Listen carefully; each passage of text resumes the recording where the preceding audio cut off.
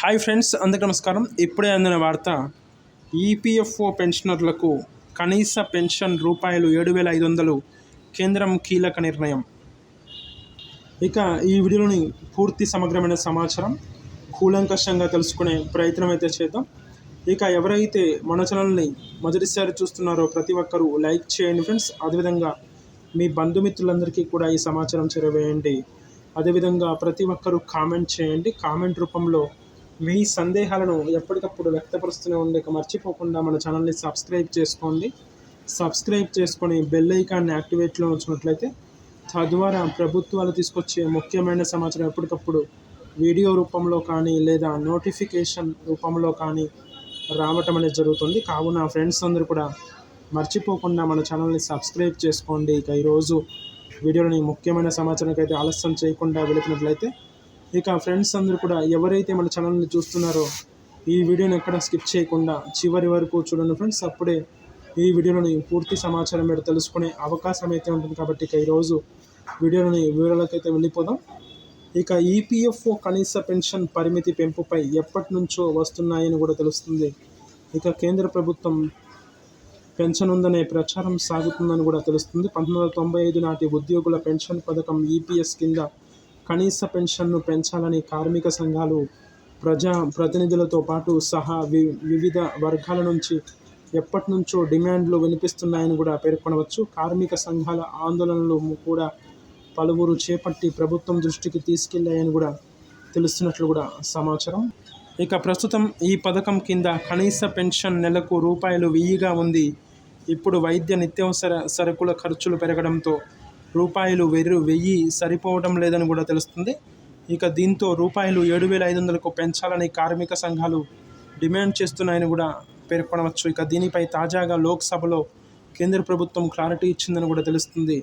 ఇక ఈపీఎఫ్ఓ కనీస పెన్షన్ను పెంచాలని కార్మిక సంఘాలు, ప్రజా ప్రతినిధులు వివిధ వర్గాల నుంచి ప్రభుత్వానికి విజ్ఞప్తులు అందినట్లు కార్మిక ఉపాధి శాఖ సహాయ మంత్రి శోభా కరంద్లాజే తెలిపారని కూడా చెప్పుకోవడంలో ఎలాంటి నిస్సందేహం లేదని కూడా పేర్కొనవచ్చు. ఇక అయితే ఉద్యోగుల పెన్షన్ పథకం అనేది సామాజిక భద్రతా పథకం. ఇక వేతనాలలో యజమాని వాటా 8.33%గా ఉందని కూడా తెలుస్తుంది. ఇక నెలకు రూ.15,000 వరకు జీతాలు పొందే వారికి సంబంధించి కేంద్ర ప్రభుత్వం వాటా 1.16%గా ఉందని కూడా తెలుస్తుంది. అయితే ఈపీఎఫ్ఓ సభ్యులకు సామాజిక భద్రతా పరిధిని విస్తరించడానికి తాము కట్టుబడి ఉన్నామని, అయితే ఏవైనా మార్పులు చేసే ముందు పెన్షన్ నిధి దీర్ఘకాలిక స్థిరత్వాన్ని, దాని భవిష్యత్తు బాధ్యతలను పరిగణలోనికి తీసుకుంటామని ప్రభుత్వం తెలిపిందని కూడా తెలుస్తున్నట్లు సమాచారం.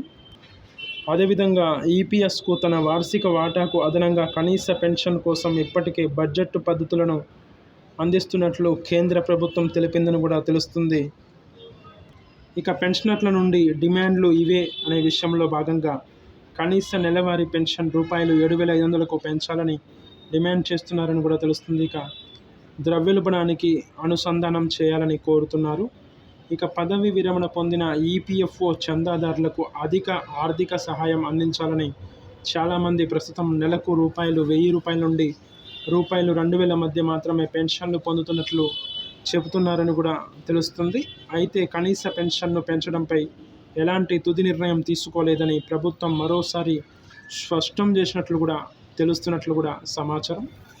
ఇక ఎవరైతే మన ఛానల్ని మొదటిసారి చూస్తున్నారో ప్రతి ఒక్కరూ లైక్ చేయండి ఫ్రెండ్స్. లైక్ చేయటం ద్వారా రాష్ట్రాల వ్యాప్తంగా, ప్రాంతాల వ్యాప్తంగా, దేశాల వ్యాప్తంగా ఉన్న కొన్ని వేల కోట్ల మంది ఉద్యోగులందరికీ, అదేవిధంగా పెన్షన్దారులందరికీ కూడా ఈ సమాచారం చేరుకునే అవకాశం అయితే ఉంటుంది. కాబట్టి ఫ్రెండ్స్ అందరూ కూడా లైక్ చేయండి. అదేవిధంగా ప్రతి ఒక్కరు కూడా షేర్ చేయండి. షేర్ చేయటం ద్వారా మీ స్నేహితులకి, బంధువులకి, ఇరుగు పొరుగు వారికి, శ్రేయోభిలాషులకు, మిత్రులందరికీ కూడా ఈ సమాచారం చేరుకునే అవకాశం అయితే ఉంటుంది. కాబట్టి ఫ్రెండ్స్ అందరూ కూడా కామెంట్ చేయండి. కామెంట్ రూపంలో మీ సందేహాలను ఎప్పటికప్పుడు వ్యక్తపరుస్తూనే ఉండి, తద్వారా ఇలాంటి ముఖ్యమైన న్యూస్ అప్డేట్స్ ఎప్పటికప్పుడు మీకు అందుబాటులో ఉంచే అవకాశం అయితే ఉంటుంది. కాబట్టి ఫ్రెండ్స్ అందరూ కూడా మర్చిపోకుండా మన ఛానల్ని సబ్స్క్రైబ్ చేసుకోండి. సబ్స్క్రైబ్ చేసుకొని బెల్ ఐకాన్ని యాక్టివేట్లో ఉంచినట్లయితే గవర్నమెంట్ నుంచి వచ్చే ముఖ్యమైన సమాచారం ఎప్పటికప్పుడు వీడియో రూపంలో కానీ లేదా నోటిఫికేషన్ రూపంలో కానీ రావటం అనేది జరుగుతుంది. కావున ఫ్రెండ్స్ అందరూ కూడా చూసి ఇచ్చినట్లు వెళ్ళిపోకుండా చూసిన వెంటనే ప్రతి ఒక్కరూ కూడా మన ఛానల్ని సబ్స్క్రైబ్ చేసుకోగలరని కోరుకుంటున్నాను.